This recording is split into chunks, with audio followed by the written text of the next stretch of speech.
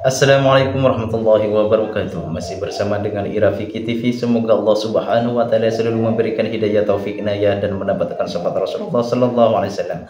Penasaran dengan ceramah ini? Yuk kita tonton.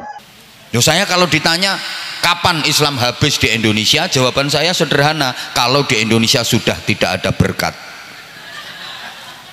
Kalau pengen Islam tetap jaya di Indonesia, hidupkan berkat. Jangan sampai berkat habis. Hidup berkat.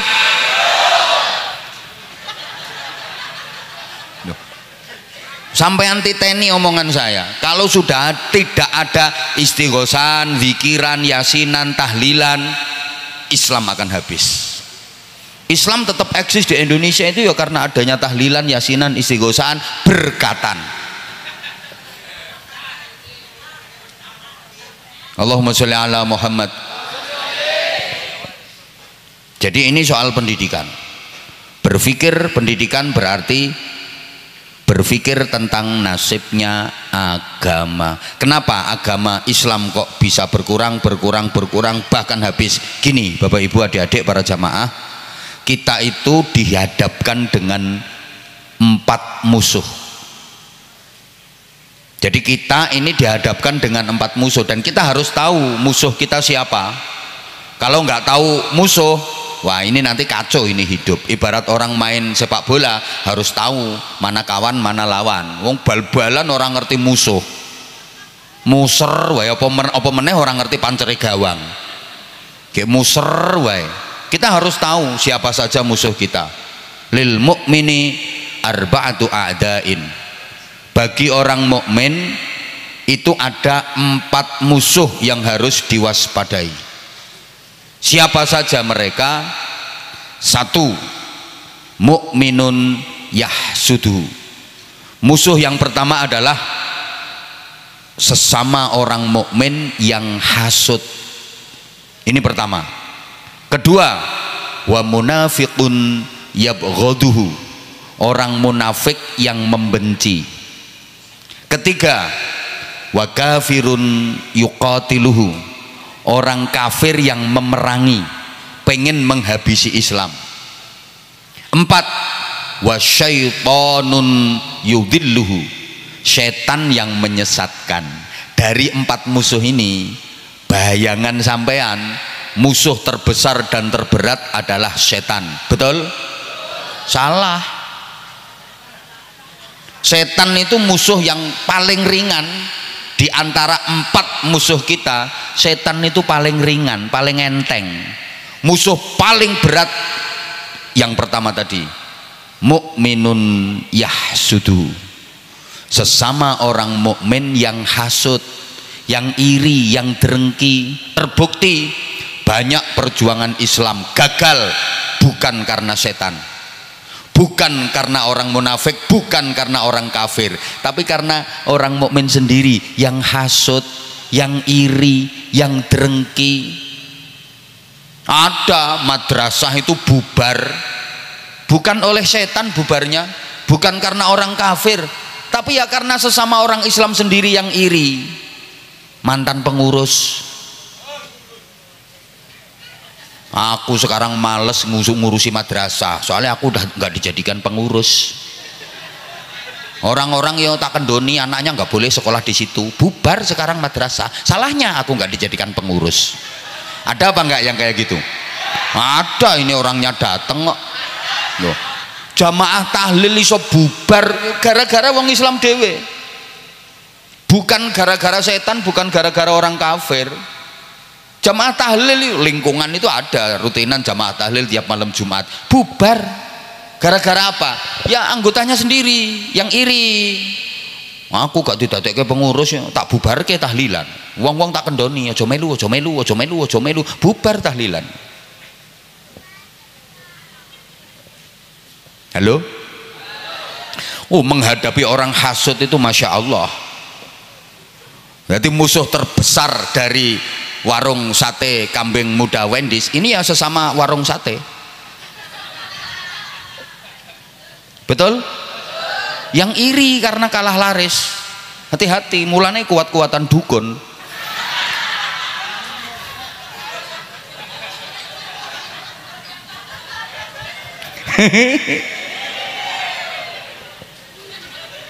Ya Allah. Yang kedua, musuh kedua itu orang munafik yang membenci. Menghadapi orang munafik itu ya susah, karena orang munafik itu luar sama dalamnya beda.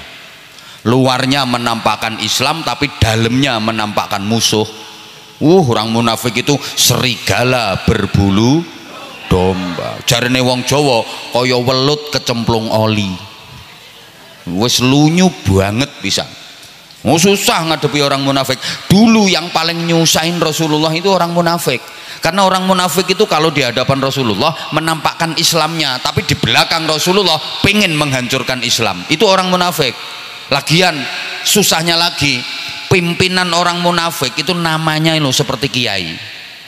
Zaman nggak tahu ketua umum pengurus pusat partai munafikin. Lah, ketua umum partai munafikin itu namanya seperti kiai. Abdullah bin Ubay bin Salul, namanya kayak ulama. Ya misalnya namanya Kartono kan jelas. Orang Arab kok namanya Karto. Halo.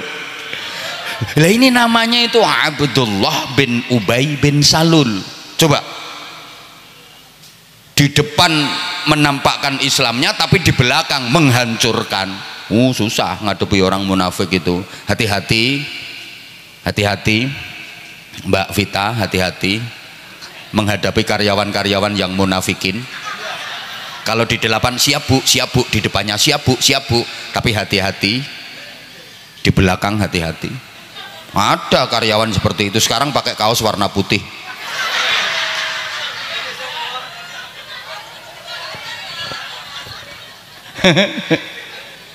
Musuh ketiga siapa? Wa kafirun yuqatiluhu, orang kafir yang memerangi. Gini ya, orang kafir itu kalau memerangi Islam tidak diperangi secara fisik, tapi cita-citanya tetap pengen menghabisi Islam. Mereka tahu Islam itu nggak bisa diperangi secara frontal, secara fisik. Orang Islam kalau diperangi secara frontal, secara fisik malah menjadi-jadi. Semakin kuat ghirahnya, semakin kuat semangat keislamannya. Nggak bisa. Orang Islam itu nggak bisa diperangi secara fisik, malah ngamuk. Misalnya ya, di daerah Tegal sini ada pengumuman, ada peraturan undang-undang, seluruh warga masyarakat Tegal dilarang menjalankan sholat Jumatan. Saya yakin semua orang Tegal ngamuk, keluar bawa celurit, bawa pentungan. Siapa yang melarang Jumatan, serang. Padahal yang bawa pentungan nggak pernah sholat Jumatan. Ada ini orangnya lagi ketawa.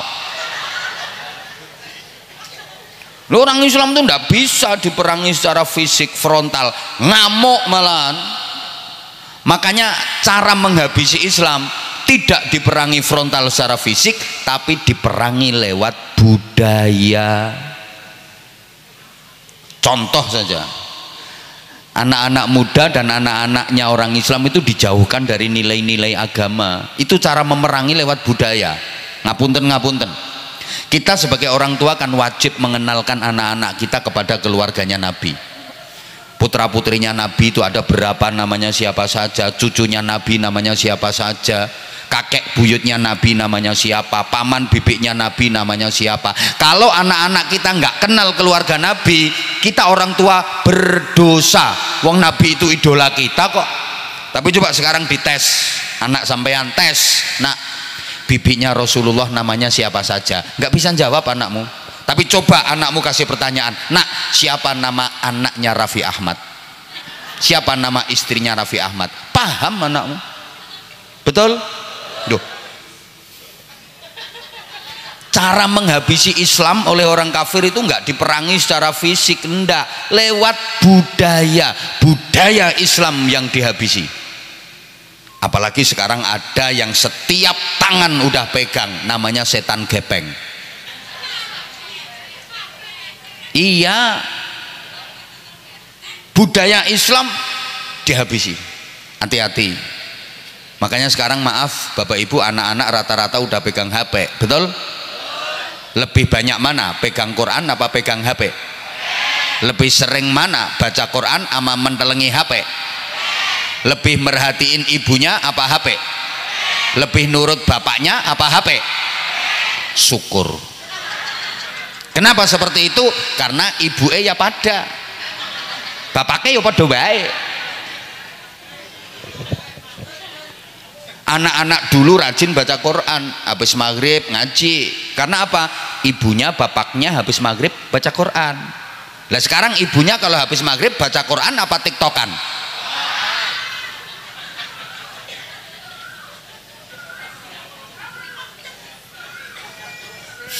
Udah, sekarang yang keempat.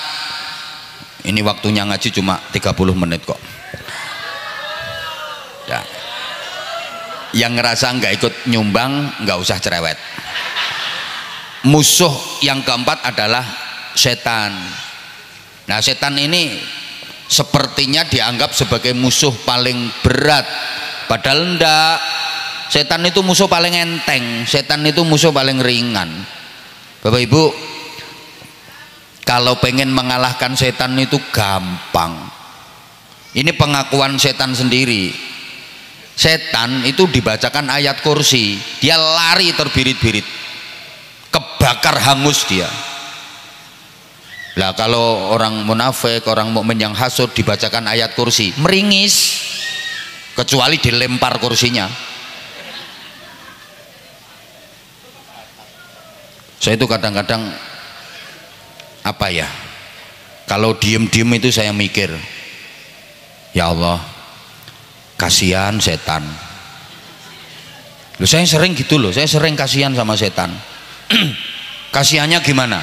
Setan itu selalu jadi kambing hitam, setan itu selalu jadi sasaran. Ada apa-apa yang disalahin setan. Coba ada manusia nakal, itu yang disalahin selalu setan.